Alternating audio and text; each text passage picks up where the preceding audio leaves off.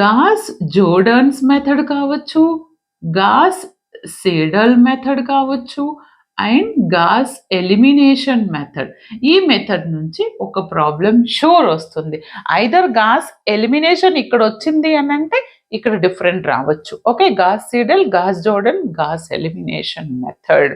Okay, and one more is, మీరు ఇప్పుడు ఈ యూనిట్ మొత్తం ప్రిపేర్ అయిన తర్వాత ఇది ఇంకొక క్వశ్చన్ ఎలా రావచ్చు అని అంటే ఐదర్ ఎక్లాన్ అయినా రిపీట్ అవ్వచ్చు ఆర్ నార్మల్ అయినా రిపీట్ అవ్వచ్చు. ఇక్కడ ఏం రావచ్చు, ఎక్లాన్ అయినా రిపీట్ అవ్వచ్చు, ఆర్ నార్మల్ ఫామ్ అయినా రిపీట్ అవ్వచ్చు, ఆర్ గాస్ జోర్డన్, గాస్ సీడన్ ఇలాంటివి రిపీట్ అవ్వచ్చు.